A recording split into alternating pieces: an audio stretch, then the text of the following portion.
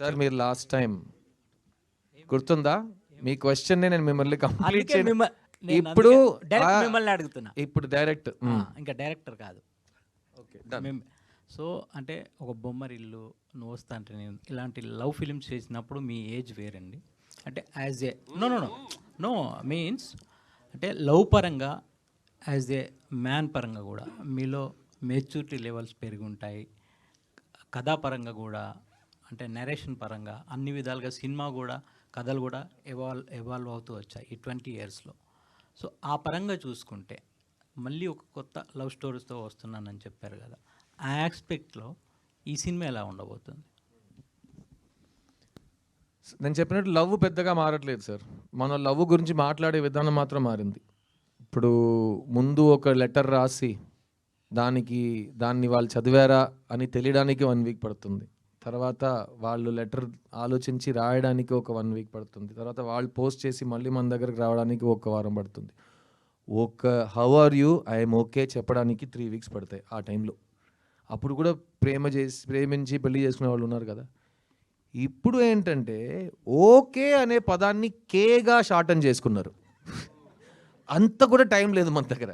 So ఇప్పుడు 2 సెకండ్స్లో love తెలిసిపోతుంది.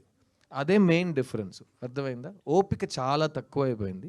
కానీ ప్రేమలో గెలవడం, ప్రేమలో ఓడిపోవడం స్టాటిస్టికలీ అన్నీ సేమే.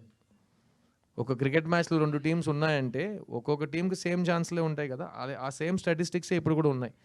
ఆ మాట్లాడే విధానం మారింది, ఈ డివైసెస్ మారినాయి. కానీ సో నాకు ఇంకో ఎగ్జాంపుల్ చెప్తాను. నేను ఎగ్జాంపుల్స్ బాగా ఇస్తాను. ఇంకో ఎగ్జాంపుల్ చెప్తాను మీకు.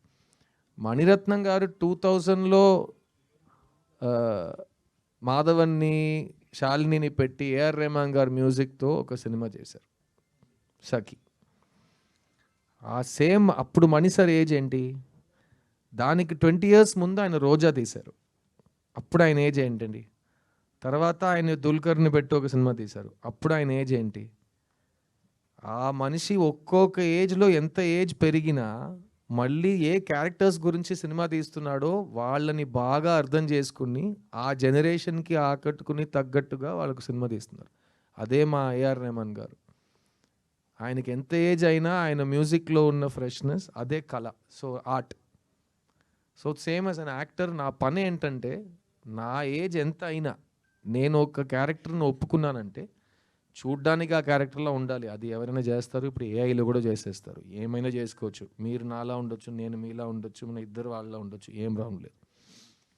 కానీ ఆ క్యారెక్టర్ వయస్సుని, ఆ క్యారెక్టర్ బ్యాక్గ్రౌండ్ని అర్థం చేసుకుని అతనిలా ప్రవర్తించడం, అతనిలా మాట్లాడడం అదే నా పని, అదే నా ఉద్యోగం. దానికి నాకు డబ్బులు ఇస్తారు.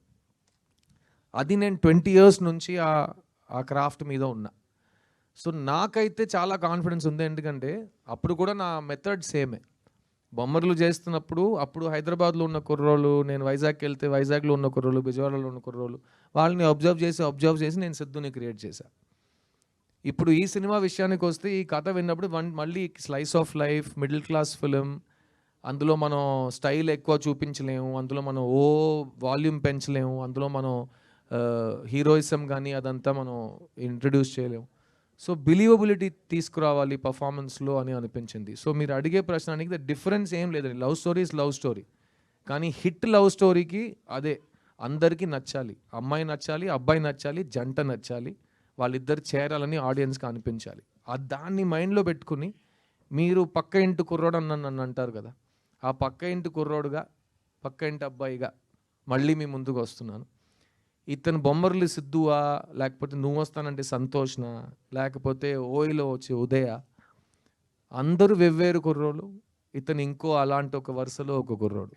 అండ్ మళ్ళీ చెప్తున్నా, 10 సంవత్సరాల తర్వాత నాకు బొమ్మరిల్లు ప్రీక్వెల్ తీయాలన్నా నేనే సిద్ధంగా ఉంటా. సిద్ధుని మళ్ళీ స్కూల్లో చూపించాలంటే నేనే సిద్ధంగా ఉంటా.